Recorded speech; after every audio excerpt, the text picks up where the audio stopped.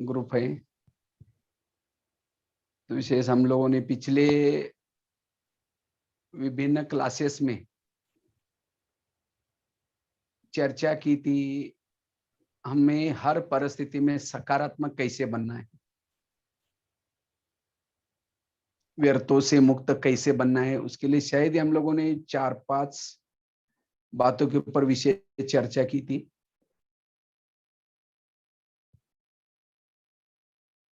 सबसे पहली बात, अगर हमें हर परिस्थिति में सकारात्मक रहना है, पॉजिटिव बनना है, उसके लिए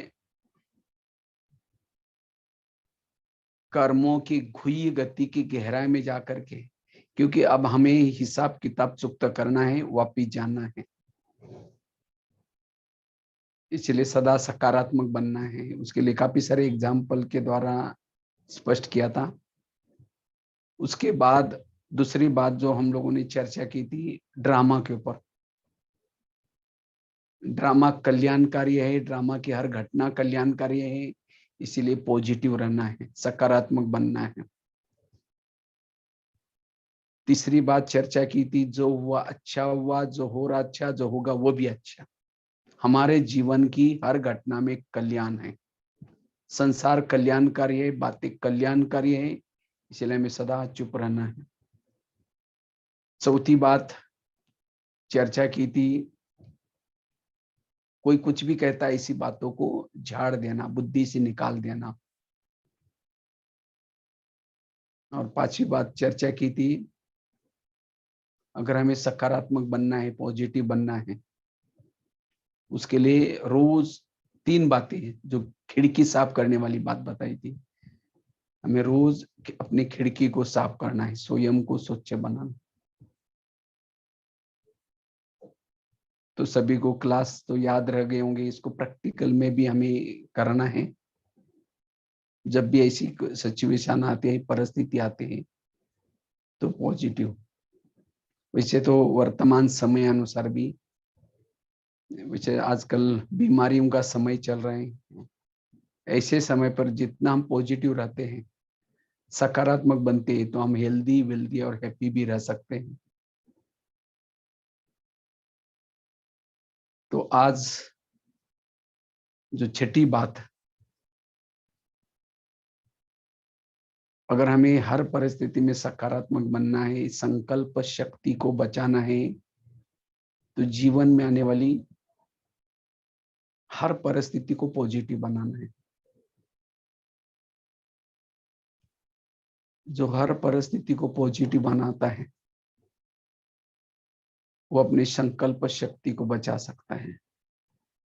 और जिन्होंने संकल्प शक्ति को बचाया, उसके जीवन में शांति है, सुख है, वो आत्मिक स्थिति में रह सकता है। उसके जीवन में ना चिंता होगी, ना डर होगा, ना भय होगा। नहीं तो आजकल जो शरीर की जो बीमारियां होती है, उसका मूल कारण है डर, भय। एक बार एक प्रयोग किया था, उसके बारे में। एक व्यक्ति को क्या किया, उसकी आंखें बांधी, पट्टी बांधी उसके ऊपर, और पट्टी बांध करके उसको क्या क्या, एक सुई चिबाई। सुई चिबा करके क्या किया, वो सुई पीछे छिपा करके रख दी, और उसके सामने सांप डाल दिया। और उसकी पट्टी खोली, उसने सांप को देखते ही कहा कि अरे मेरे को तो ये तो काट लिया, इधर दर्द हो रहा है। अच्छा कहा काटा है, चलो चलो हॉस्पिटल में। हॉस्पिटल इधर में इधर लेके गए, वो हॉस्पिटल बंद थे। सोच सोच करके वो व्यक्ति मर गए। और एक व्यक्ति के ऊपर प्रयोग किया गया, उसको सांप ने आंखें बांधी थी, सांप ने काटा, सांप को छिपा कर रख दिया, और एक व्यक्ति के हाथ में एक पिन सुई लिया था, वो खड़ा था।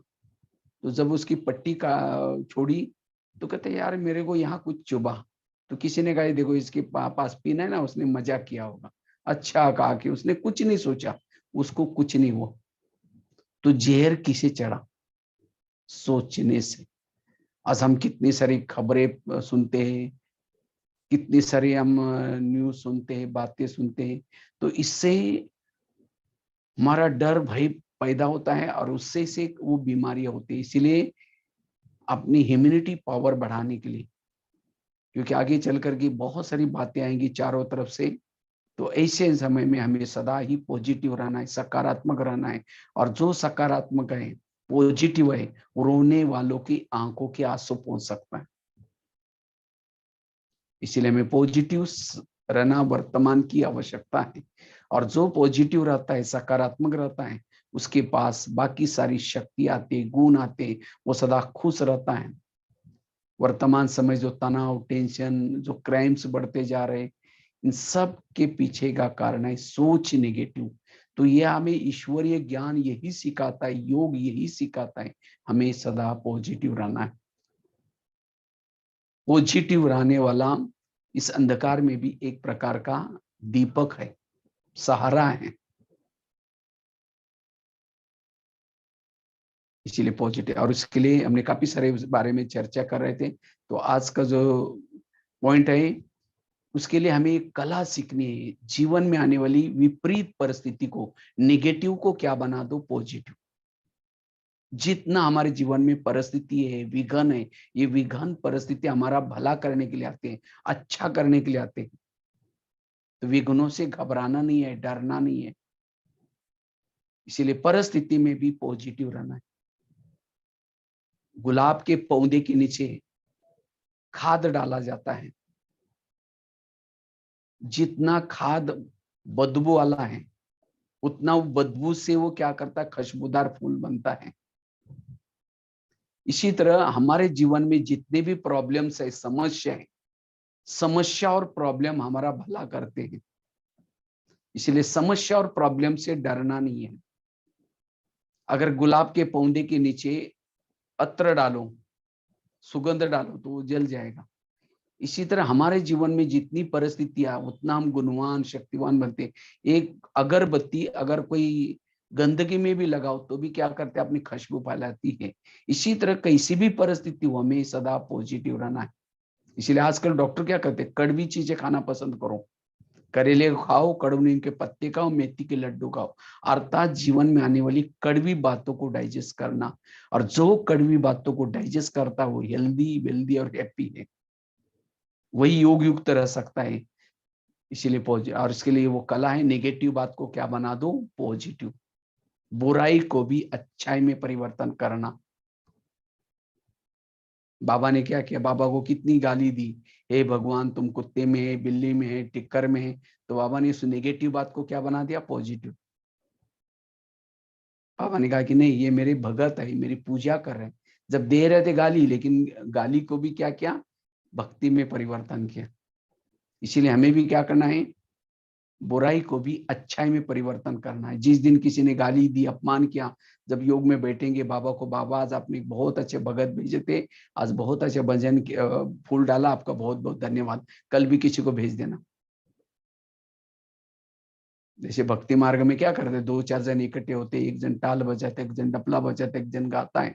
इसी तरह परचिंतन करेंगे, व्यर्थ बातें आएंगी, लेकिन हमें क्या करना है, जैसे वो गधे वाली कहानी सुनाई थी, कोई कुछ भी कहता है, इसी बातों को छाड़ दो, क्योंकि हमारे जन्म जन्मांतर के ही हिसाब किताब, नेगेटिव को पॉजिटिव में लाना। एक महाराष्ट्र में एक संत थे, जिनका नाम था संत तुकाराम महाराज। बहुत भक्ति करते थे, विट्ठल की भक्ति करते थे। तो गली के लोगों ने उसको मना किया भक्ति करने के लिए, तब भी छोड़ा नहीं। तो सभी लोगों ने पकड़ करके क्या किया, वो संत के गले में सब्जी की माला पहना दी, बैंगन, टमाटर, आलू, मटर, मिर्ची, मुंह काला किया, उनकी बाल उतार करके हल्दी लगाई, और उस संत को क्या किया, एक गधे पर बिठा दिया। गधे पर वो भी पीछे मुंह करके बिठा दिया, गधे को पकड़ करके गली गली में घुमाया, और नारा लगाते थे, तुकाराम महाराज की जय। तो घर के अंदर के बैठे हुए लोग भी वो सब देखने के लिए बाहर आते थे। पूरा बेइज्जती करके, पूरा गांव गांव में, गली गली में घुमा करके, लास्ट में उस संत को, तुकाराम महाराज को घर के सामने लाया, पत्नी के पास। पत्नी को घर से बुलाया, कहा तुम्हारा पति देव, हमने बहुत कहा कि इनको वो भक्ति छोड़ो, नहीं छोड़ा, इसलिए ऐसा किया। जब उसकी पत्नी देखते मेरे पति को ऐसा किया, तो सबको गाली देती है। तो गाली देते तो तुकाराम महाराज जो गधे पर बैठे थे, सब्जी की माला पहनाई थी, कहते इनको गाली क्यों दे रहे? ये लोगों ने अपने लिए 8 दिन के लिए सब्जी ला कर दी है। वो निगेटिव बात को क्या बना दिया? पॉजिटिव। और कहा इनको गाली मत देना। जब मेरी शादी हुई थी उस समय बारात नहीं निकली थी, ये लोगों ने पूरी गांव में मेरी बारात निकाल करके लाई। इनको गाली मत देना। और कहा इनको गाली मत देना। जब मुझे घुमाने के लिए लेके गए थे, उस समय धूप बड़ी तेज थी और तेज धूप में लोगों ने पाँव में कुछ नहीं पहना था। इन सब के पाँव में छाले फोड़े आए होंगे, लेकिन मुझे कुछ नहीं हुआ। मैं तो गधे पर आराम से बैठा था। वो बेचारे, वो लोगों ने कुछ नहीं पहना था, उन सब के पाँव में छाले फोड़े आए होंगे। उनको गाली क्यों दे रहे? और कहा इनको गाली मत देना। मेरे सिर में बहुत सारे फोड़े हो गए थे, मैंने बहुत दवाई पानी की, ठीक नहीं हुआ। आज ये लोगों ने मेरे बाल उतर करके हल्दी लगाई। हल्दी तो एंटीबायोटिक का काम करते, अब ठीक हो जाएगा। बुराई को भी क्या बनाया? अच्छाई में परिवर्तन किया। ये है जीवन जीने की कला। आज उस संत की पूजा होती है, पूजा उस तुकाराम महाराज की नहीं होती, उसके अंदर की सहन शक्ति की होती। इसलिए बाबा कहते बच्चे, निगेटिव परिस्थिति को पॉजिटिव में चेंज करो। और जो निगेटिव को पॉजिटिव में लाता है, बदलता है, जैसे सामने से कोई गाड़ी आती है, एक्सीडेंट होने की संभावना है, तो जो होशियार ड्राइवर क्या करता है, उसको टर्न करता है। अगर टर्न करेगा तो बहुत बड़े एक्सीडेंट से बच सकते हैं। इसी तरह कोई परिस्थिति आती है, लेकिन अगर हम निगेटिव को पॉजिटिव में लाएंगे तो बहुत बड़े गुस्से से, बहुत बड़े टेंशन से, बहुत बड़ी परिस्थिति से हम बच सकते हैं। लेकिन ये कौन कर सकते हैं? जिसके पास पॉजिटिव बातें भरी है। अपने संकल्प शक्ति को बचाना, और जितना हम संकल्प शक्ति को बचाते हैं, पॉजिटिव रहते हैं, व्यर्थों से मुक्त बन जाएंगे, सदा सकारात्मक रहेंगे, हल्के रहेंगे। क्योंकि जब तक हम हल्के नहीं बनेंगे परिस्थिति में, तब तक फरिश्ता नहीं बन सकेंगे। आजकल बाबा का मिलन है, अव्यक्त मिलन है। अव्यक्त मिलन वही मना सकता है जो सदा हल्का रहता है। आजकल मार्केट में जाओ, टेबल को भी व्हील लगाते हैं। आज अटैची कौन सी पसंद करते हैं? जिसको व्हील है। डाइनिंग टेबल भी व्हील वाला बनाते हैं। आजकल कोई भी बोझ उठाना नहीं चाहता, लेकिन बातों के बोझ कितने लेकर के चल रहे।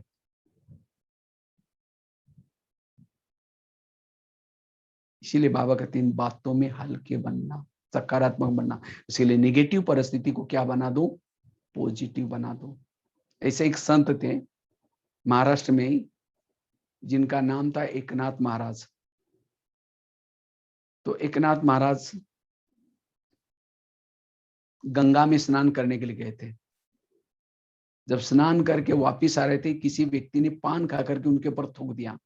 उन्होंने कुछ नहीं बोला, जाकर के दोबारा स्नान किया। दोबारा उस व्यक्ति ने थूक दिया। उन्होंने कुछ नहीं बोला, दोबारा फिर स्नान किया। वो 7 बार वो व्यक्ति थूक रहा था, वो स्नान कर रहे थे। तो उस व्यक्ति को लगता है मैं तो इतना थूक रहा हूं, लेकिन ये कुछ नहीं बोल रहे हैं। उनको लगा ये कोई बड़ा महान व्यक्ति है, जाकर उसके चरण छुए। कहा कि महाराज जी, मेरे से गलती हो गई, मुझे माफ करना। उस समय उस तुकाराम एकनाथ महाराज कहते हैं आपका बहुत बहुत धन्यवाद। मैं तो रोज एक बार ही स्नान करता था, एक पुण्य जमा करता था, लेकिन आज आपके थूकने के कारण एक दिन में मेरे 8-9 पुण्य जमा हो गए, इसलिए आपका धन्यवाद। आज हमारे पर कोई थूकेगा तो, कोई बोलेगा तो बात नहीं करेंगे। इसीलिए बाबा कहते हैं निगेटिव को क्या बना दो? पॉजिटिव। बुराई में भी अच्छाई देखने का प्रयत्न। एक बार दादी जानकी जी बाथरूम में से गिर गई थी, तो अहमदाबाद लेके गए थे, काफी टांके वगैरह आए थे। दादी को ऐसा सिर पर बांधा था।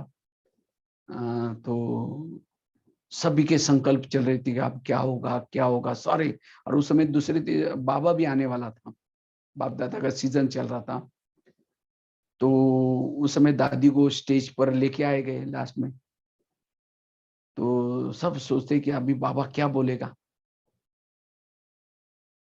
तो बाबा क्या बोला? बाबा कहते हैं कि अब तो अच्छी महारानी दिखाई पड़ रही, क्योंकि पल्लव पल्लव वगैरह दादी ने लिया था।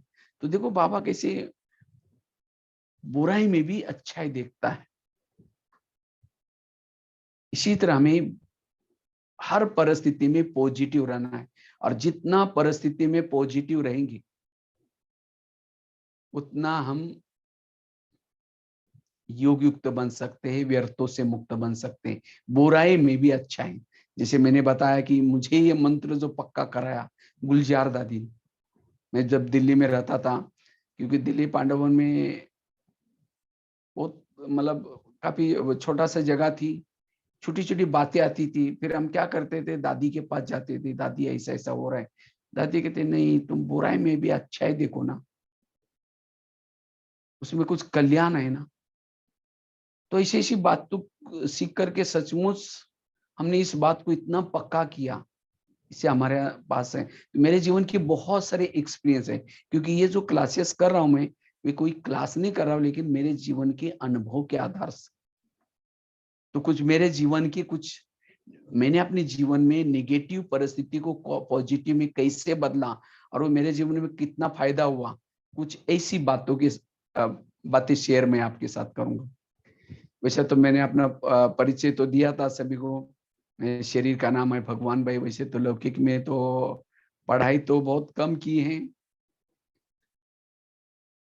तो लौकिक में पढ़ाई तो ज्यादा नहीं की है, लेकिन बाबा के पास आने से, बाबा की जो मुरली सुनने से, जैसे मैं आपको बताया था, मैं जब बचपन में कोई पुलिस वालों को देखता था तो भी मुझे डर लगता था, पुलिस वालों को देखने के बाद भी।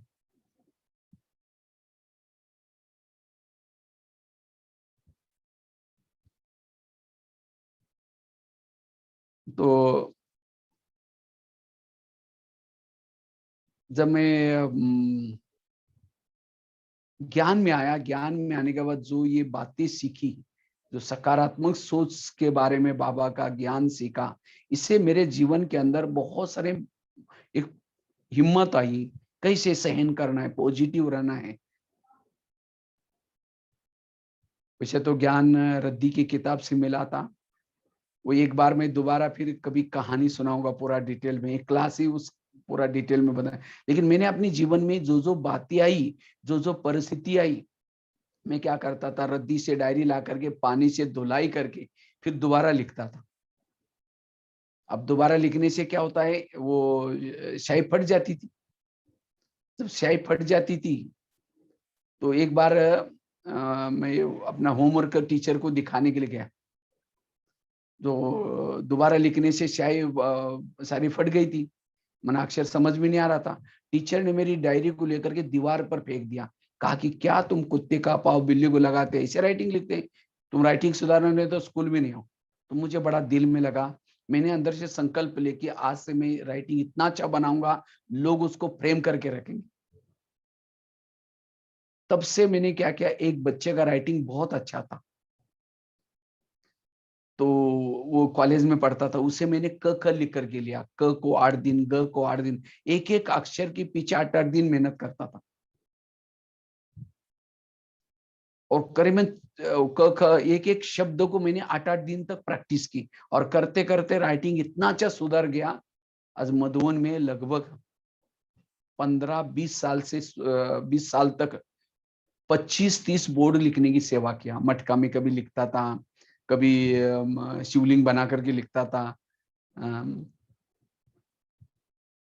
तो अलग अलग लिखता था। तो आज इससे इतनी सेवा हो गई, और मुझे सचमुच किचन की तो सेवा की दुआएं तो मिली, लेकिन ये लिखने से मेरे को इतनी सारी ब्राह्मणों की दुआएं मिली है। क्योंकि अभी तो इंटरनेट आ गया, व्हाट्सएप आ गया, पहले तो मुरली ये इतना ज्यादा मिलती नहीं थी, अलग अलग चिंतन लिखते थे, भाई बहने तो वहां लिखते रहते थे, हमेशा वहां बोर्ड में लिखते रहते थे। अगर वो परिस्थिति मेरे जीवन में ना आती, टीचर डायरी ना फेंकता, तो मैं राइटिंग ना सुधारता, तो आज मुझे ये सेवा का चांस न मिलता। परिस्थिति के पीछे कुछ कल्याण है। ऐसे ही जब मैं पढ़ाई करता था मेरे पास पैसे थे नहीं, तो पैसे थे नहीं, इसके कारण मैं क्या करता था, चावल उबाल, जब ज्ञान में चलता था, एक दिन मैंने जो मुरली सुनी, बाबा ने कहा कि बच्चे बाहर का भोजन नहीं खाना चाहिए, शुद्ध भोजन खाना चाहिए। तो मैंने अंदर से संकल्प लिया कि आज से मैं शुद्ध भोजन खाऊंगा। तो मेरा घर से टिफिन आता था, वो ज्वार की रोटी और ऊपर लाल मिर्ची इतना ही डाल करके, घर से तो नहीं आता था, कहीं और जगह से आता था। हमारे एक माता जी पहचान वाली थी, वो बना करके देती थी। लेकिन जिस दिन वो मुरली सुनी कि बाबा ने कहा कि बच्चे बाहर का भोजन नहीं खाना चाहिए, शुद्ध भोजन खाना नहीं खाना चाहिए, तो मैंने बाहर आकर के दृढ़ संकल्प लिया कि आज से मैं शुद्ध भोजन खाऊंगा। अब मुझे तो बनाने भी नहीं आता था, पैसे भी नहीं थे, तो मैंने क्या किया, घर वालों को पत्र लिखा उसी दिन कि आज से मुझे भोजन नहीं भेजो, मैं यहाँ खुद बनाऊंगा। तो मैंने क्या, मुझे तो बना नहीं आता था, तो मैं 4-5 दिन कुछ खाया ही नहीं, ऐसे ही रहा।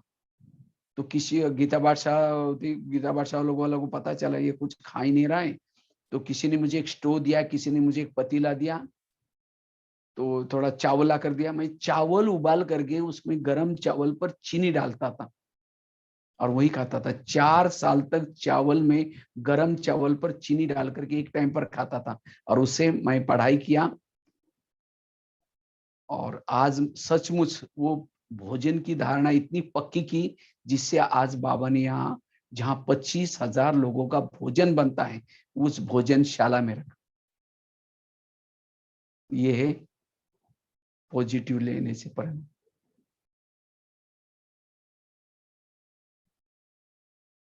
वैसे तो रद्दी में बाबा का किताब मिला, अगर गरीबी ना होती तो डायरी रद्दी से लाने की जरूरत ना पड़ती, ना बाबा मिलता। तो परिस्थितियों के पीछे कुछ कल्याण है। ऐसे ही जब मैं दिल्ली आया था, पहले तो मैं वहाँ रद्दी में किताब मिला, पढ़ाई किया, मतलब लौकिक में। उसके बाद मधुबन में आए, मधुबन से फिर दिल्ली गुलजार दादी लेके गई।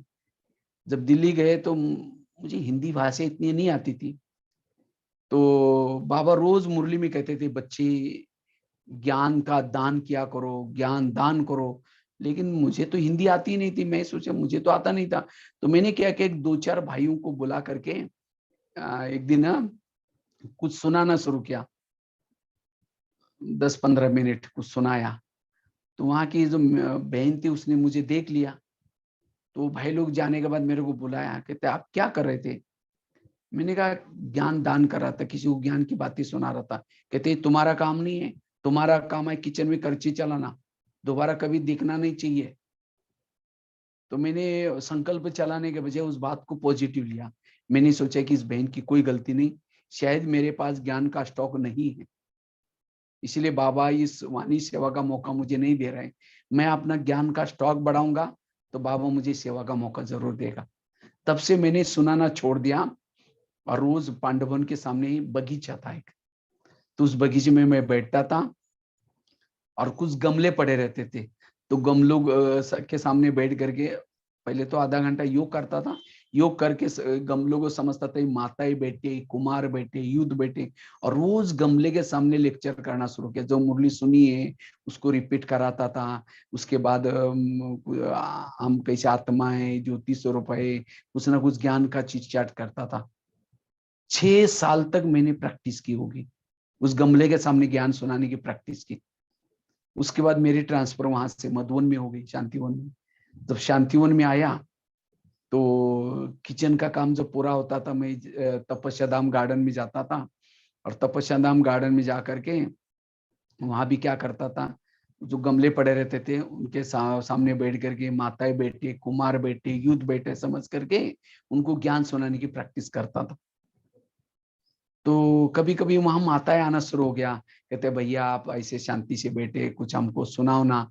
तो मुझे डर लगता था कि यहाँ भी कोई देख ना ले, इसलिए मैं मना करता था, मैं नहीं सुनाऊंगा, जाओ आप यहाँ से जाओ कर। तो बहुत सारे माता आती थी, कहती भाई आप कुछ सुनाओ ना, मुझे डर लगता था, नहीं सुनाता था। तो एक बार तो हम ज्यादा ही बोलने लगे, तो मैं बोला ठीक है, आप एकदम तपस्या धाम गार्डन के पीछे जहाँ कोई देख ना ले, ऐसी जगह पर, तो वहां बिठा करके मैं कुछ सुनाता था। ऐसे माताओं को अच्छा लगने लगा, रोज आना शुरू किया। तो एक दिन क्या हुआ, हम लोग क्लास करके जा रहे थे, शांतामन दादी ने रोज देखती थी, शांतामन दादी वहां सामने ही रहती थी वरदानी भवन में। तो मेरे को बुलाया, कहते भगवान भाई इधर आओ, मुझे पता है कि आप रोज क्लास कराते हैं, माताएं आकर के हमको सुनाते हैं भगवान भाई का क्लास बहुत अच्छा, हम सुन के आए। कहते ऐसा क्लास तुम दादी मीटिंग हॉल में क्यों नहीं करते, क्योंकि दादियों की भावना तो सबको आगे बढ़ाने की होती है। मैंने कहा ठीक है दादी, थैंक यू। कहते आज ही उस आनंद भाई को फोन करती हो और तुम्हारा क्लास रहेगा।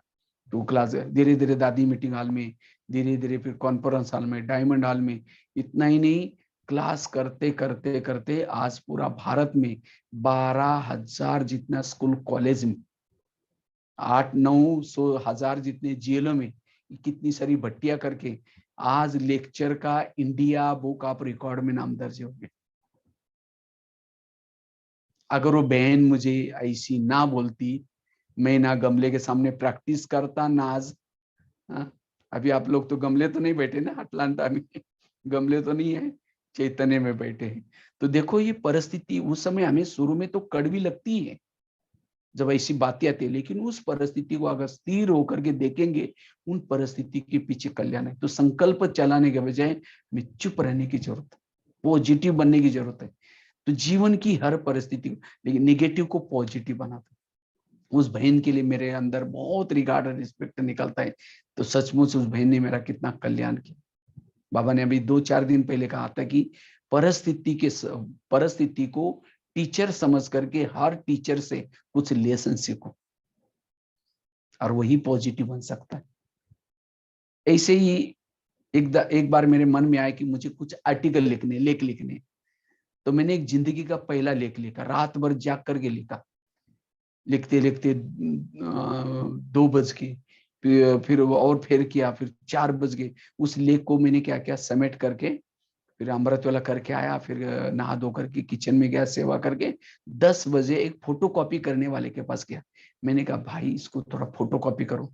उसने ऊपर नीचे, मैंने कहा जो भी पैसा लगेगा वो भी मैं दे दूंगा। तो उसने पता नहीं क्या ऊपर नीचे देख लिया और फाड़ के 25 टुकड़ करके कचरे में फेंक दिया। कहते तुम लेखक बनने के लिए, सेवा करने के लिए? कितना संकल्प चलना चाहिए। ओरिजिनल भी गया, लेख भी खत्म हो गया, रात भर की मेहनत खत्म। मैंने संकल्प चलाने के बजाय बाहर गया, ऊपर देखा, मैंने सोचा लेखक जरूर बनूंगा। और तब से लिखना शुरू किया। आज लिखते लिखते 40 मैगजीन में लिखता हूँ, 3000 से ज्यादा लेख लिख चुका हूँ। उस भाई का धन्यवाद जिसने, और ये लिखने से आज इतनी सारी बातें अंदर से पक्की हो गई।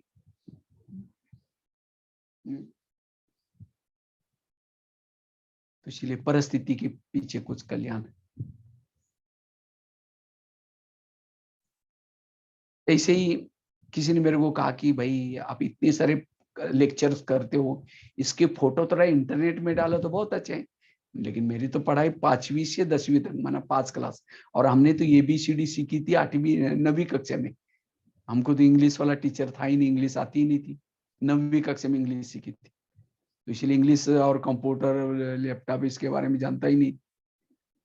तो मैंने क्या किया, कुछ फोटो CD में डाल करके एक भाई के पास लेके गया।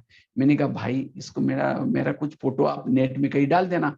उसने मेरे को कहा कि तुम पाई पैसे का आदमी, तुम्हारे फोटो नेट में थोड़ी होते। ये शुरू शुरू की जब नेट यहाँ आया था शांतिवन में, 2003-4-5 के आसपास की बात है, उस समय की घटना है। तो मैं, मेरे को कहता तुम पाई पैसे का आदमी, तुम्हारे फोटो नेट में थोड़ी होते हैं, तो बड़े बड़े लोगों को होते हैं। मुझे लगा नेट क्या होते हैं, मुझे उसको सीखना है। और सीखते सीखते इतना सारा सीखा। आज गूगल में, यूट्यूब में, अब ये लाइव भी कर रहे हैं, खुद ही अकेले बैठ करके कर रहा हूँ। एक जो जहाँ सूरज भाई का जो मिलने का स्थान है ना, वहीं बैठ करके कर रहा हूँ। हैंडल भी सब है। तो ये बाबा की कमाल है। पीछे बैकग्राउंड चेंज करना, जो जो भी है, सब बाबा ने सब कुछ सिखा दिया ऑनलाइन में करना। उस भाई का धन्यवाद। अगर उसने मुझे ऐसा ना बोलता तो ये मैं प्रैक्टिस आज सभी के जेब में बैठने का मौका बाबा ने दिए।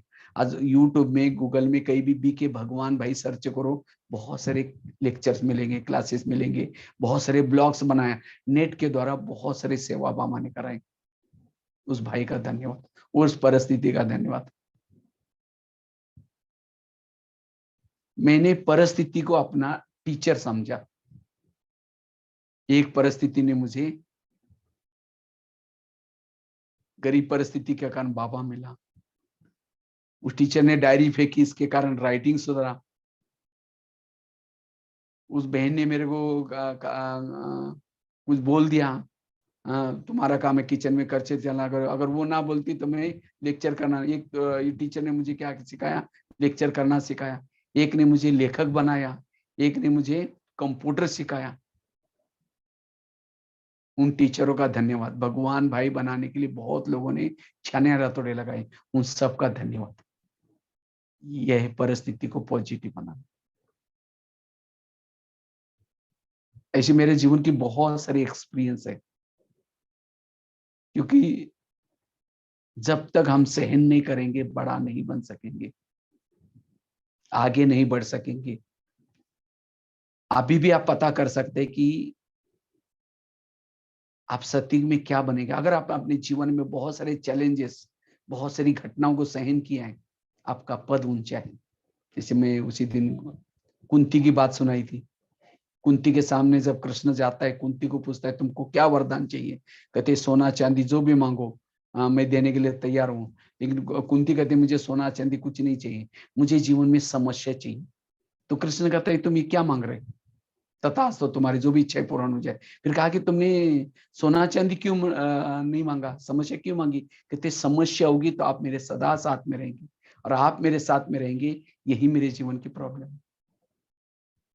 इसलिए समस्या में कभी भी घबराना नहीं है, पॉजिटिव रहना, क्योंकि बाबा सदा साथ में है।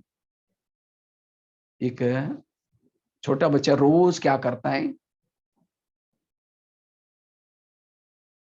अपने मम्मी पापा के साथ रोज नहीं, कई सप्ताह में, कभी महीने में, कई यात्रा में जाता है।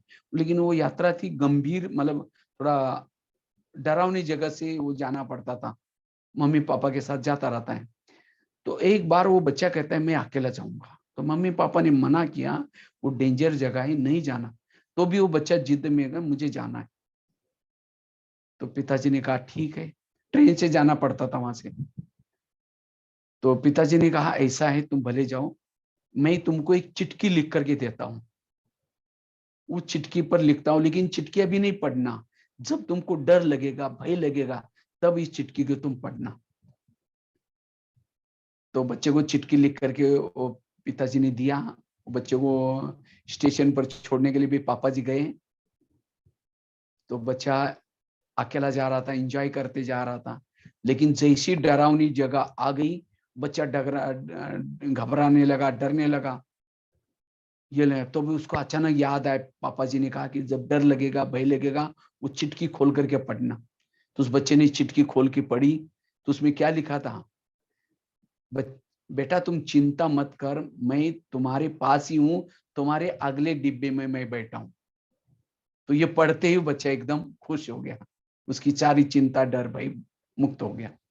इसी तरह जब भी हमारे जीवन में कोई घटना आते, बातें आते, परिस्थिति आते, सदा याद रखिए बाबा मेरे साथ में है, स्वयं सर्वशक्तिवान मेरे साथ में है, भाग्य विधाता मेरे साथ में है। आपको कभी भी डर भय नहीं लगेगा। इसलिए चिंता डर भय से मुक्त बनना है, पॉजिटिव रहना है। तो मैं अपने जीवन की बातें आपको सुना रहा था। लोगों ने मारे मुझे पत्थर, उसी पत्थर को मैंने क्या किया, एक एक सीढ़ी बनाई और उस सीढ़ी से आगे बढ़े। अभी जस्ट लॉकडाउन जब हुआ था पिछले साल, 1 साल हो गया, तो वैसे तो मैं काफी सारे जगह पर जाता रहता हूँ, तो क्लासेस वगैरह कराता रहता हूँ। तो यहाँ शाम को क्या होता था किया, जैसे लॉकडाउन चालू हो गया, एक विश्व योगा करके एक क्लासेस शुरू हो गया। तो सभी सीनियर भाइयों के नंबर तो आ गए हैं, लेकिन वैसे तो मैं भी डायमंड हॉल में क्लास करता रहता हूँ, लेकिन ड्रामानुसार मुझे क्लास वो दिए ही।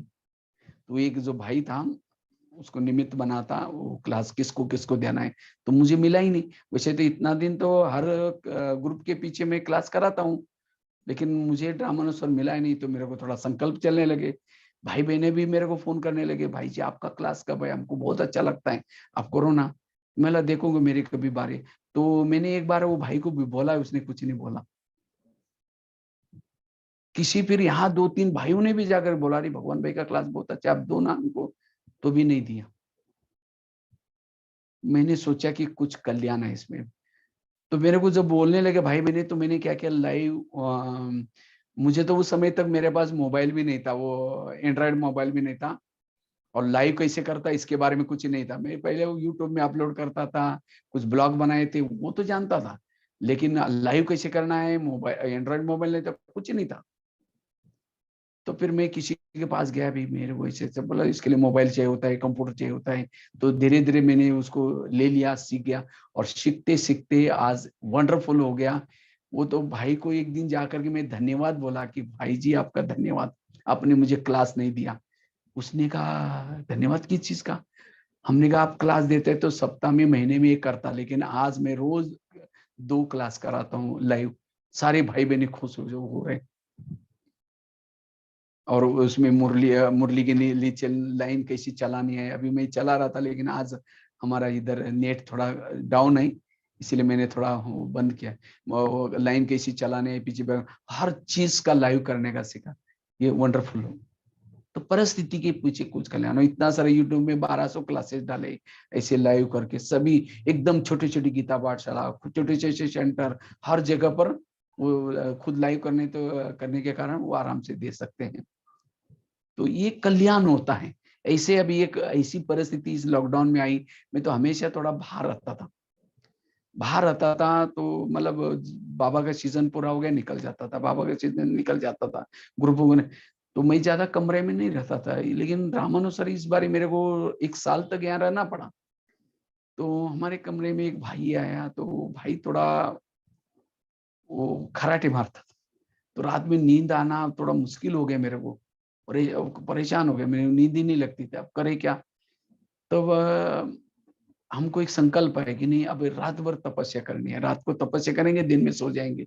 और सचमुच पिछले शायद मई महीने से हमने रात को 10 बजे से लेकर के सवेरे 3 बजे तक योग करते हैं, और उसके बाद आकर के एक मुरली सुन करके फिर सो जाते, क्योंकि इतना कारोबार तो है ही नहीं अभी, सो जाते हैं। तो उस परिस्थिति से इतना कल्याण हो गया, 1 साल से अभी भी मेरा वो चालू है प्रयोग। रात को 10 बजे से सवेरे 3 बजे तक योग करता हूँ, उसके बाद आकर के मुरली लाइव वाली सुन लेता हूँ जो नेट वाली, और उसके बाद रेस्ट करता हूँ। तो सचमुच अवस्था इतनी अच्छी बन गई, वंडरफुल।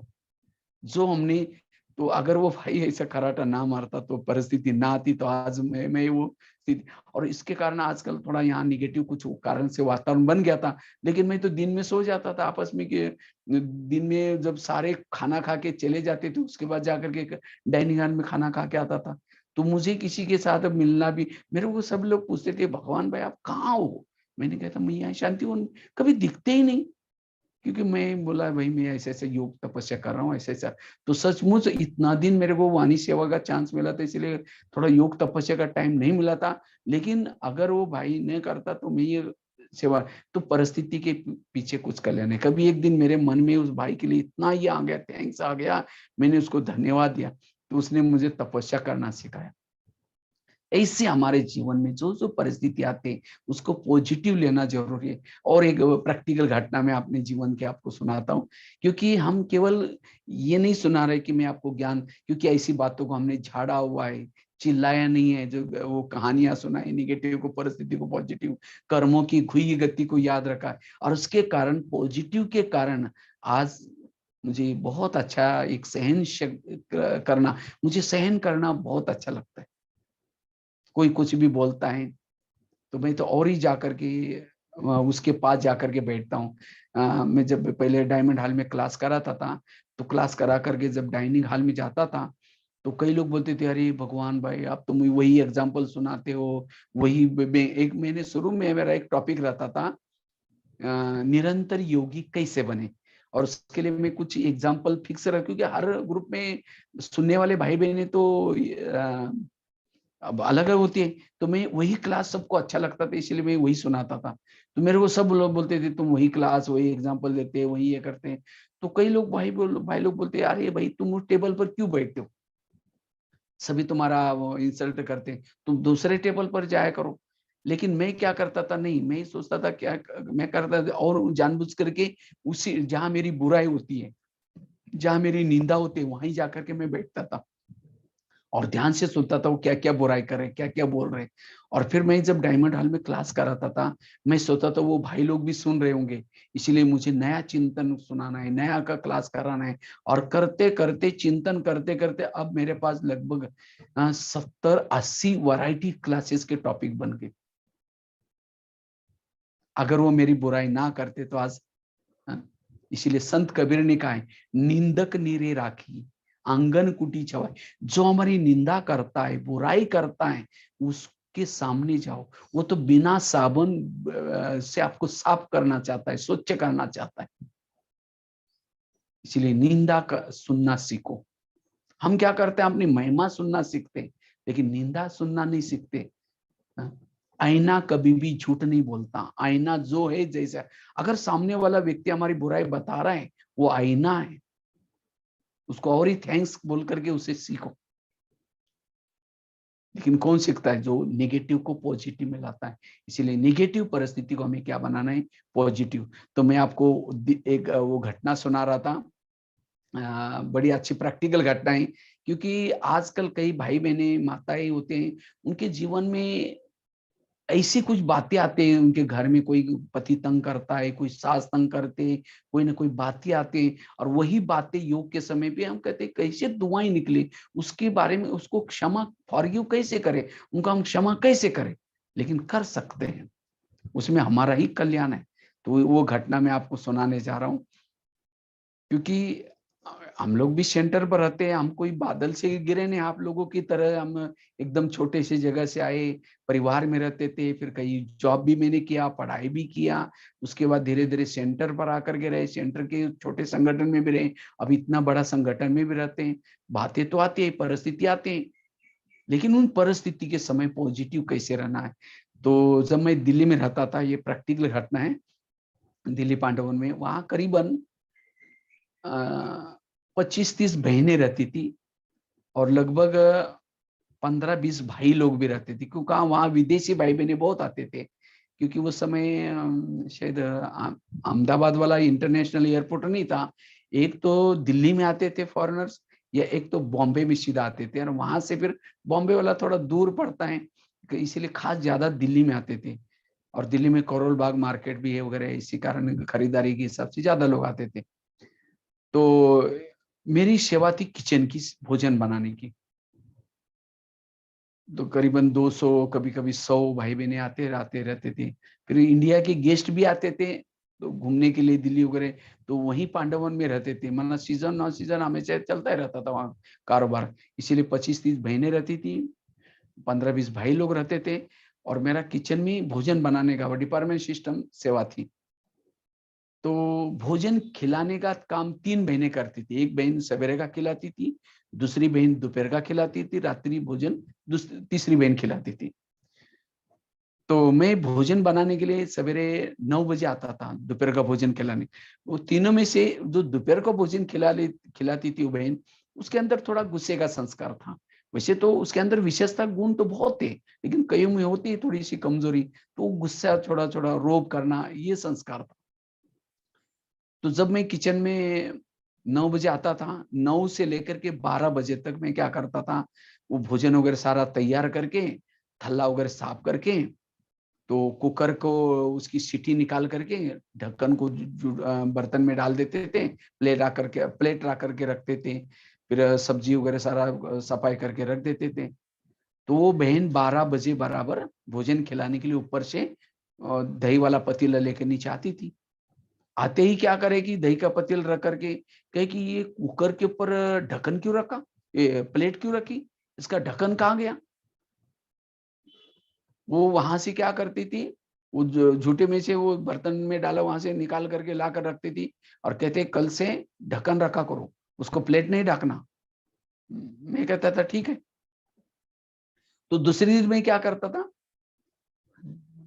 ढक्कन रखता था, प्लेट नहीं रखता था।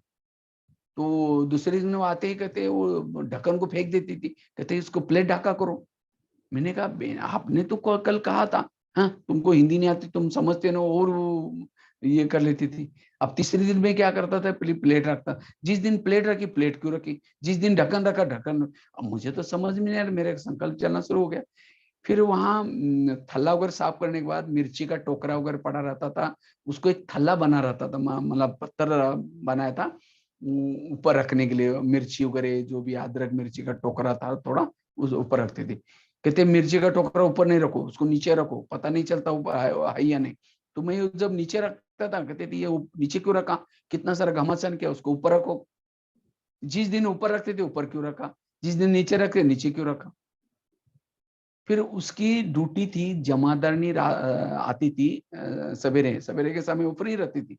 तो इतनी सारी बाथरूम थी, उस बाथरूम को खोल करके वहां बीम पाउडर डाल करके उस जमादारनी से सफाई करवा कर लेती थी। फिर वो लास्ट में जब जमादारनी जाती थी उसको 2 ताजी रोटी देते थे, परोठा, और प्लस बची हुई जो रात की कल की दिन की रोटियां वो भी फोल्ड करके देते थे जमादारनी को, पुरानी रोटी भी। तो कहते थे पुरानी बासी रोटी को एक कागज में रखो और ताजी को दूसरे कागज में रखो। तो मैं ऐसे करता था, ताजी को अलग और बासी को अलग, 2 बंडल पेपर में लपेट करके रखता था। कहते ये 2 बंडल किस चीज के, मैंने कहा एक में ताजा है एक में बासी है। कहते तो 2-2 कौन देगा, उसको एक में दिया करो। जिस दिन एक में रखते थे कहते एक में क्यों रखा, जिस दिन 2 में रखते थे 2 में क्यों रखा। मुझे तो समझ में, और उसने मेरे को बोल कर रखा कि जमादारनी आई है ना, ये आपको रोटी बना कर रखना आपका काम है, नहीं तो आपको कहाँ ढूंढेंगे हम। तो मैं अपना बना कर रखता था। तो एक दिन क्या हो गया, ड्रामा प्लान अनुसार जमादारनी आई नहीं थी, तो मैं अपना रोटी उसने जैसे कहा था बना करके बंडल रखता था। तो उसी दिन कुछ टीचर्स बहनें गुलजार दादी को मिलने के लिए पांडवन में आई थी। तो बहनें दादी से मिल करके डाइनिंग हॉल में आकर के भोजन कर रहे थे। तो उसी दिन वो बहन को पता नहीं कैसे गुस्सा आया, उसने जो 3-4 दिन के बंडल थे इकट्ठे हो गए थे, वो गुस्से से ला करके मेरे थाली में जोर से फेंक दिया, थाली में फेंक दिया। तो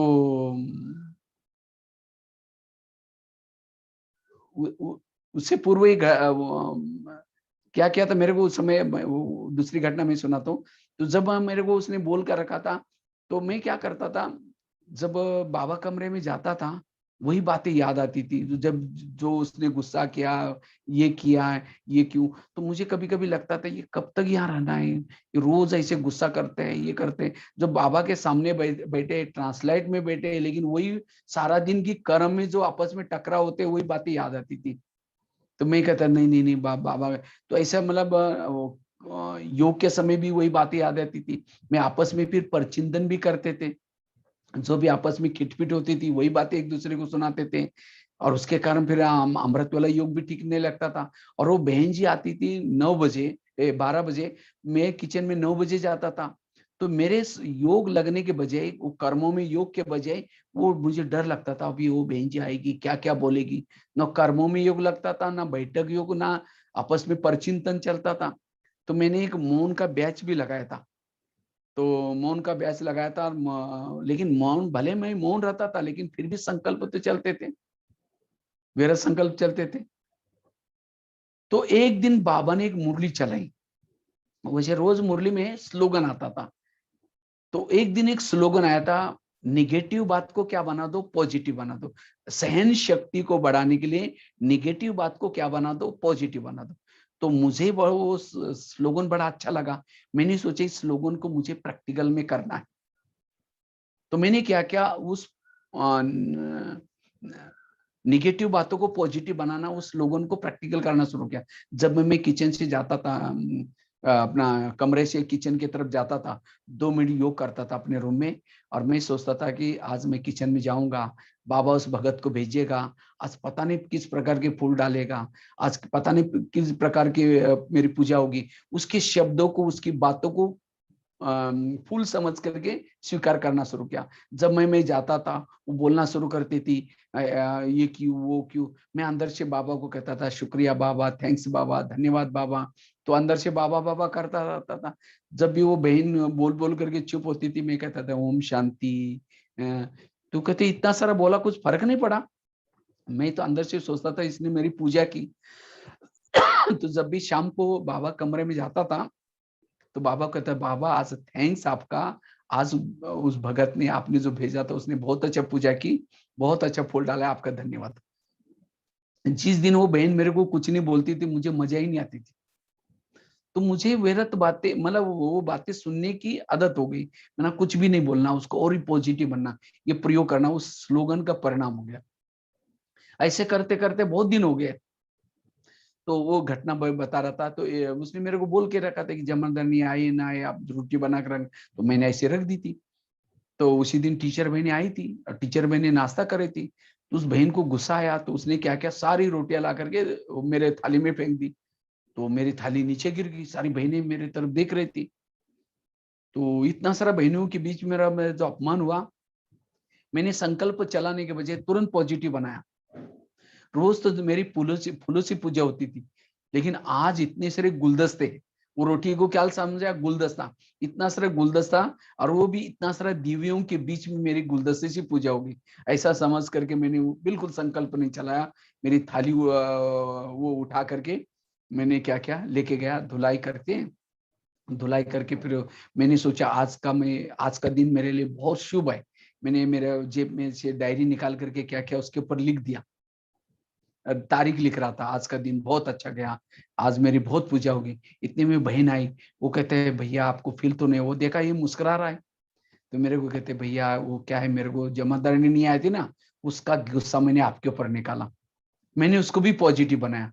हमने कहा बहन जी आपकी थोड़ी गुस्सा करते हैं, वो तो कोई इविल आत्मा, जिस आत्मा के साथ मेरा पिछले जन्म को कोई हिसाब है, उसने मेरे वो गुस्सा करके गई, उसके अंदर आपका क्या दोष है, मैंने उस निगेटिव को क्या बनाया पॉजिटिव।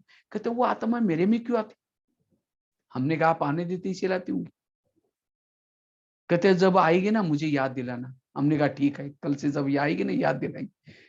वास्तव में करती तो वही गुस्सा, लेकिन उसको भी मैंने क्या क्या पॉजिटिव बनाया।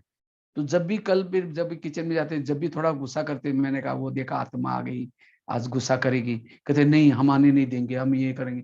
तो धीरे धीरे क्या क्या उसको लगा कि मैं गुस्सा नहीं करती, और कोई आत्मा आकर के मेरे से गुस्सा करता है। तो धीरे धीरे उसने क्या किया, गुस्सा करना छोड़ दिया। जब मैं पहले जाता था, वो काली का रूप धारण करके आती थी। मैं जब वहां लिखता रहता था, मेरी चेयर को भी फेंक देती थी, मैं खड़े खड़े लिखता था। लेकिन लेकिन जब मैंने ये प्रयोग करना, वो आत्मा का कोई दोष नहीं, कोई ये पॉजिटिव बनना शुरू किया। वो कोई अगर मेरी जब वो बहन की कहते थे, वो अरे वो बहन तुम्हारे पर गुस्सा कर रही थी, तुमने कुछ नहीं बोला, नहीं नहीं हमने कहा वो बहन जी बहुत अच्छा है, विशेष आत्मा है, आपको पता नहीं। तो कभी भी मैं परचिंतन नहीं करता था, उस बहन के लिए दुआएं देता था। धीरे धीरे उसके ने संस्कार क्या क्या चेंज किया। उसके बाद उस बहन की बदली दूसरे सेंटर पर हो गई, क्योंकि गुलजार दादी क्या करती थी, जब ज्यादा समय रहने के बाद वो बहनों को कोई नया सेंटर होता था तो वहां भेज देती थी। वो बहन को दूसरे सेंटर पर भेज दिया। जब दूसरे सेंटर पर भेज दिया तो एक दिन मेरे को उसने फोन किया, कहते भैया आप बहुत अच्छी क्लास कराते हैं, कभी हमारे यहाँ भी आना ना। हमने कहा ठीक है कभी आऊंगा। तो एक दिन मैंने उसके सेंटर पर गया था, तो उसने बहुत अच्छा स्वागत किया, फूल वगैरह लेकर के, एक साइड पर माता, एक साइड पर भाई, सारे खड़े होकर के मेरा स्वागत किया। स्वागत करके फिर एक बड़ा सा गुलदस्ता मुझे दिया। जब गुलदस्ता वो दे रहे थे, मुझे जोर से हंसी आई। कहते भैया आप क्यों हंस रहे। मैंने कहा मुझे कोई बात याद आई, मुझे उस समय वो रोटी वाला गुलदस्ता याद आया। हमने कहा कहाँ इस बहन ने रोटी फेंक के स्वागत किया था, आज वही गुलदस्ता दे रहे। ये है। इतना ही नहीं, अभी भी मैं जब जाता हूँ बाहर, भारत में कई सेंटर पर जाता हूँ, जब भी मेरे को कई स्वागत करते हैं, सम्मान करते हैं, गुलदस्ता देते हैं, मुझे उस समय रोटी वाला गुलदस्ता याद आता है। मैंने कहा बाबा कहाँ एक बार मैंने रोटी सेंड किया, आज कितना आप गुलदस्ते दे रहे हैं। ये जो फूल, ये गुलदस्ते ही ऐसे नहीं मिलते। आज हमारे ब्रह्मा बाबा ने सहन किया, शिव बाबा ने सहन किया, दादियों ने सहन किया, तो हमें भी सहन करना है। और उसके लिए नेगेटिव परिस्थिति को क्या बना दो, पॉजिटिव बना दो। इसीलिए मैंने कोई ये क्लासेस चार पांच जो क्लासेस नहीं कराया, लेकिन मैंने अपने जीवन में इस बातों को लाया है। तो इसके एक्सपीरियंस आपको बता दिया, तो ये प्रैक्टिकल घटना आपको सुनाई, प्रैक्टिकल मेरे जीवन की घटना से सुनाया। तो इसलिए बाबा कहते बच्चे नेगेटिव बात को क्या बना दो, पॉजिटिव बना दो। तो आप भी अपने, नहीं तो आजकल कई कोई माताओं का, कई भाई बहनों का यही होता है कि अरे वो व्यक्ति पता नहीं, ये मेरा बेटा पता नहीं, ये मेरा पड़ोसी पता नहीं, मेरे सामने ही परिस्थिति आती है। परिस्थिति आएंगी, प्रकृति की तरफ से परिस्थिति आएगी, बीमारी की तरफ से परिस्थिति आएगी, लेकिन पॉजिटिव बनो, मूर्ति बनो। हम मूर्ति द्वापर युग में उसकी मूर्ति बनती है जो संगम युग में मूर्ति बनता है। मूर्ति क्या करते हैं? हमेशा आशीर्वाद देते हैं। हाँ, मूर्ति को कोई गाली भी दे, चेहरा पीछे करके हाथ नीचे करती है, और हमें कोई गाली देता है तो 15 दिन उससे बात नहीं करेंगे। हाँ, उस बातों को भूले भी नहीं भी। हाँ, तो उसको मूर्ति, और मूर्ति की कीमत चेहरे के ऊपर होती है। जितना उसका चेहरा अच्छा होता है, सुंदर होता है, उतनी उसकी कीमत भी ज्यादा। इसी तरह संगम युग में जो जितना पॉजिटिव है, उतना उसका चेहरा सदा खुशनुमा है। इसलिए बाबा कहते हैं चेहरे को सदा खुश रहो। बाबा कहते हैं आगे चल करके ऐसे समस्या आएंगी, प्रॉब्लम्स आएंगी, अगर आपका चिंतन निगेटिव है, विरत है, तो आपके चेहरे से सेवा नहीं होगी। अगर आपका उस समस्या में, प्रॉब्लम में चेहरा खुश है, तो लोग आपके पीछे आएंगे, उनको, लोगों को लगेगा इनको कुछ मिला हुआ है, इनको भगवान मिला है, ज्ञान मिला है, कुछ तो मिला हुआ है। इनका चेहरा इस परिस्थिति में भी ये है। इसीलिए बाबा कहते बच्चे, ये पॉजिटिव रहना, ये वर्तमान समय की बड़ी आवश्यकता है। तो इसीलिए मैंने केवल एक ज्ञान नहीं सुनाया, लेकिन कुछ मेरे जीवन के भी अनुभव, ऐसे तो बहुत सारे अनुभव हैं, लेकिन कुछ बातें आपको बताई। तो इसलिए हमें सदा पॉजिटिव रहने की जरूरत है। जितना पॉजिटिव रहेंगे, व्यर्थों से मुक्त बन जाएंगे। वैसे तो समय की घड़ी तो 6 बजा, पता भी नहीं चला। तो आज मैंने अपने जीवन की कुछ एक्सपेरिमेंट, केवल ज्ञान नहीं सुना है, लेकिन प्रैक्टिकल जीवन की बातें आपको सिखाई, बताई। तो आज लोगों ने मारे मुझे पत्थर, उसी पत्थर को मैंने क्या क्या सीढ़ी बनाई, और एक एक सीढ़ी चढ़ते चढ़ते आज जीवन में सफल बन गए, सक्सेस बन गए। तो जीवन में अगर जितनी चैलेंजेस आएंगी, जितनी बातें आएंगी, उतना हमें क्या करना है? चैलेंजेस को सहन करना है। और चैलेंजेस को सहन करने के लिए हमें निगेटिव बात को क्या बनाना है? पॉजिटिव बनाना है। बुराई को भी अच्छाई में बदलने के प्रयत्न करना है। और जितना अच्छाई में बदलेंगे, उतना फायदा होगा। ठीक है, इसी के साथ साथ धन्यवाद। ओम शांति। ओम शांति। योग करते हैं। ओम शांति। ओम शांति।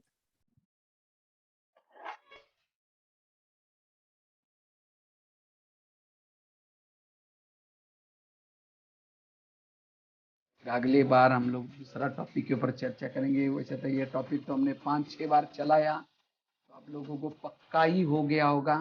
हाँ, सब एग्जाम्पल्स, कहानियां, गधे वाली कहानी, वो खिड़की साफ करने वाली कहानी, मंत्रा वाली कहानी, कितनी सारी स्टोरीज आप लोगों के साथ शेयर की। क्योंकि मैं सोचता हूँ स्टोरीज वगैरह सुनने से पूरा प्रैक्टिकल में याद रहेगा, मेरे जीवन के कुछ एक्सपीरियंस।